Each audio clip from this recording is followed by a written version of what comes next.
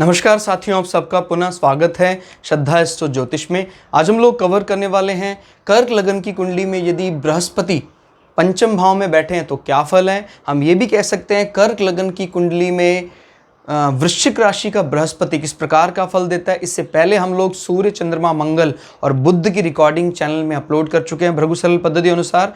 कोई भी व्यक्ति भृगु सरल पद्धति को आधार बनाकर ज्योतिष को सीखना चाहता है, हमारे चैनल को सब्सक्राइब कर सकता है। हम जल्दी ही 9 के 9 ग्रह, सूर्य से लेकर राहु केतु तक, उनके 12 अलग अलग लग्न के अलग अलग 12 राशियों फल को अपलोड करने वाले हैं।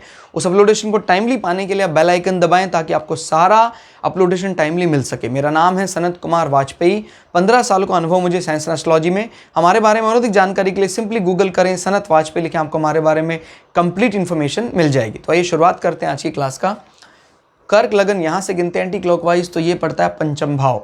पंचम भाव में फिलहाल वृश्चिक राशि है, बृहस्पति बैठे हैं। दोस्तों, पंचम भाव किसका होता है? हमारे एजुकेशन सर्टिफिकेशन का, किस प्रकार के कोर्सेज, डिप्लोमा का, डिग्री का हम करेंगे। पंचम भाव से हम ये भी देखते हैं हमारे जीवन में कोई सडन गेन होने के आसार हैं नहीं है, कोई लॉटरी सट्टा लगाएंगे उससे रिटर्न मिलेगा कि नहीं मिलेगा। पंचम भाव हमारे जीवन में प्रेम संबंधों को या रोमांस लाइफ भी दिखाया जाता है। 5वें भाव और 7वें भाव के संबंध से ही हम देखते हैं कि भाई इसके जीवन में क्या लव मैरिज है कि नहीं है।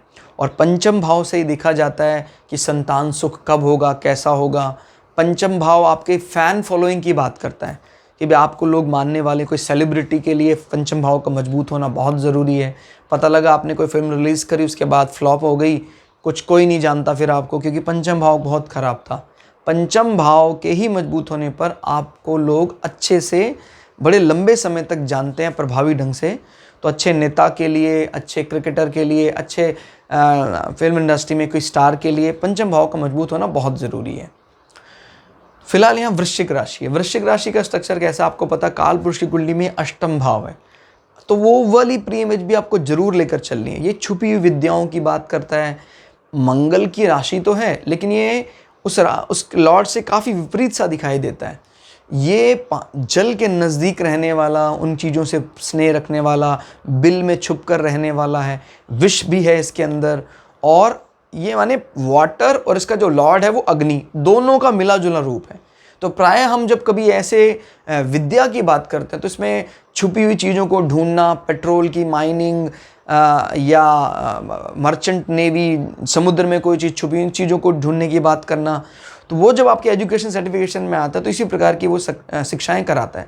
क्योंकि मंगल की तरह एक एग्रेसिव रूप भी नज़र आता है जो कमांडर इन चीफ हैं, तो वो वाला चीज़ भी इसमें दिखाई देता है। अगर मंगल खराब स्थिति में है तो फिर वो इस हाउस को काफ़ी बुरे हालात में डाल देता है, क्योंकि आपने एजुकेशन ऐसा चुना था जो सीक्रेट चीज़ों को ढूंढने वाला, और फिर मंगल आपको सपोर्ट नहीं कर रहा है तो फिर हालत ख़राब भी हो सकती है। तो इसलिए ध्यान देना ज़रूरी है कि इस कंडीशन में फिर आपको चौथे से भी सपोर्ट लेना चाहिए, दूसरे भी सपोर्ट लेना चाहिए, 9वें से भी सपोर्ट लेना चाहिए। तब ये तय करना चाहिए कि मेरा डिग्री, डिप्लोमा, सर्टिफिकेशन किस फील्ड में करूं ताकि मुझे फ़ायदा हो। अब जैसे अगर चौथे से रिलेट कर रहे हैं तो चौथे और 11वें का संबंध बन रहा है, क्योंकि 11वां आपको इनकम दिलाने वाला होगा। चौथा भी शुक्र है, 11वां भी शुक्र है, तो कहीं ना शुक्र भी इसकी तरफ इशारा कर सकते हैं कि कहीं कोई ऐसी इंडस्ट्री जो लोगों के लुक की बात करता है और फिल्म इंडस्ट्री की बात करता है, वहाँ इस प्रकार की चीज़ें भी रिलेट कर सकते हैं। तो वो भी हम एजुकेशन पैटर्न में ऐड कर सकते हैं।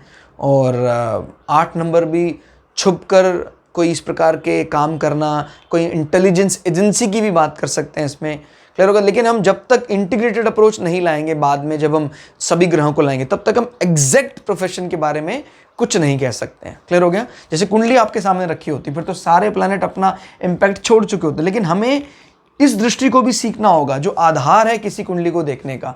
इसीलिए भृगु संहिता में आपको सभी अलग अलग ग्रहों को अलग अलग लग्न की राशियों में स्टडी करना सिखाया जाता है, ताकि आप एक ग्रह की जितनी दृष्टियां लगा सकते हैं, जितनी बुद्धि लगा सकते हैं, एक ग्रह पर लगा दें।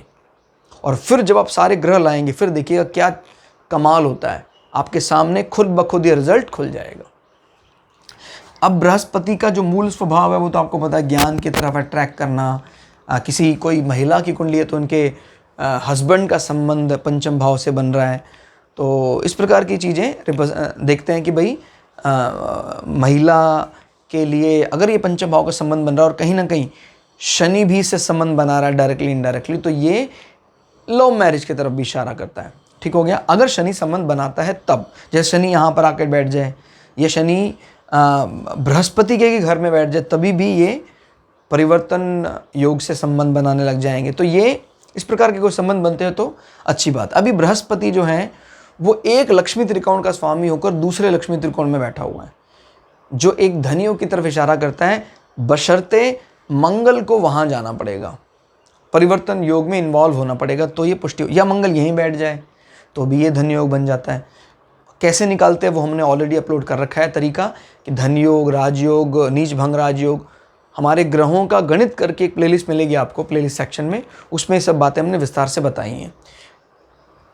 छठे भाव का स्वामी पंचम भाव में बैठा है अपने से 12 होकर, यानी अगर हमें कभी भी शत्रुओं के व्यय की बात करनी हो तो हम पंचम भाव से देखते हैं।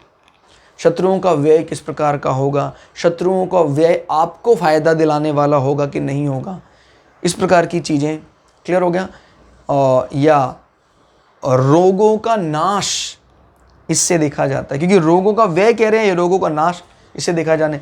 अब बृहस्पति जैसे प्लैनेट बैठे हैं, मजबूत स्थिति में बैठे हैं, क्योंकि मंगल को फुल सपोर्ट इनको मिला हुआ लक्ष्मी त्रिकोण में, तो हम कह सकते हैं कि भाई रोगों का नाश बिल्कुल होगा। बृहस्पति की दशा अंतरदशा में कोई भी ऐसी व्याधि अगर आपको लगी हुई है पहले से थी, वो खत्म हो जाएगी।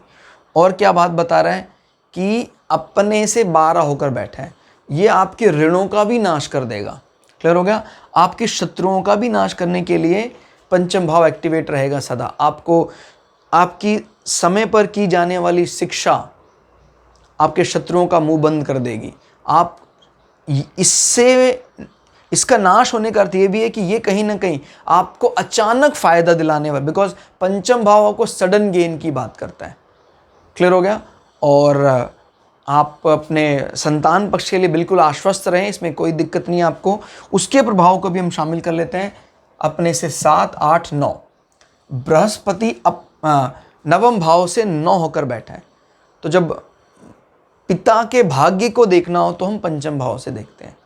और यहाँ पर बृहस्पति की अच्छी स्थिति है, बृहस्पति स्वयं उसका स्वामी होकर यहाँ बैठा हुआ है, यानी पिता के भाग्य को बलवती करने का काम भी आपकी एजुकेशन करेगी।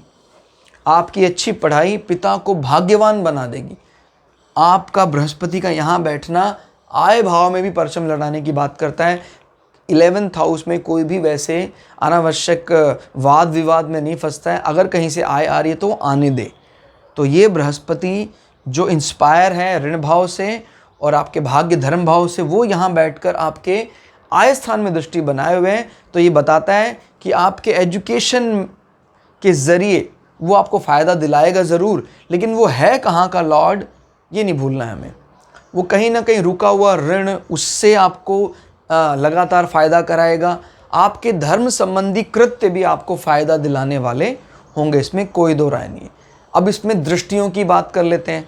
बृहस्पति की 1, 2, 3, 4, 5 अपने घर में दृष्टि कमाल है। तो ये अपने घर का बखूबी ध्यान करेगा। यहाँ बैठकर ना सिर्फ पिता का टेक केयर करना, कोई ना कोई धार्मिक ओकेज़न करना, इस प्रकार के चाहे किसी आश्रम मंदिर के लिए लगे रहना, आपकी सामाजिक प्रतिष्ठा को, आपके मोरल वैल्यू, आपके नैतिक मूल्यों को समाज में बढ़ाने वाला होगा। लोग आपको बहुत ज़्यादा इज्जत से देखते होंगे समाज में, कहता भाई ये व्यक्ति तो सच में तारीफ़ के काबिल है। तो आपके इंटरेस्ट, आपका एजुकेशन जब आपकी हायर एजुकेशन को इंस्पायर करता है तो मतलब आप अपने डिग्री सर्टिफिकेशन में ऐड ऑन करते रहेंगे। हायर डिग्री रिसर्च की तरफ आप जरूर जाएंगे। क्लियर हो गया। 5, 6, 7 ये हमने बात कर ली 7वीं दृष्टि की। 8, 9 उच्च की दृष्टि लगन में पड़ रही है। क्या ऑस्पिशियस कॉम्बिनेशन बना रही है कि आपका एजुकेशन आपके मन मस्तिष्क को भी शांत रखने वाला, आपकी बुद्धि को शांत रखने वाला होगा और आपके रूप को भी सुधारने वाला होगा। पढ़ने के बाद आपके रूप सौंदर्य में भी 4 चांद लग जाएंगे। तो ये बहुत अच्छी बात है। और पुत्र भाव वैसे ही है ये। तो पुत्र होने के बाद आपका विश्वास, आत्मविश्वास, विवेक, बुद्धि ये सब बढ़ जाएगा। क्लियर हो गया। तो दोस्तों आज की इस क्लास में इतना ही। इसमें मुख्य रूप से हमने तीनों दृष्टियाँ दोनों हाउसेस की लॉर्डशिप और जहाँ बैठे उसकी सिटिंग, उसकी चर्चा करनी होती है। यही भृगु सरल पद्धति का आधार है। अगर आप ऐसा सभी अलग अलग लग्न की अलग अलग राशियों में अलग अलग प्लैनेट को बिठा के कर लेते हैं तो मान के चलिए आप दुनिया में किसी भी कुंडली को सामने रख दें, उसको आप 5 मिनट के अंदर डिकोड कर देंगे। क्या उसके मुख्य मुख्य बातें आप किसी के सामने भी खुलकर बता देंगे।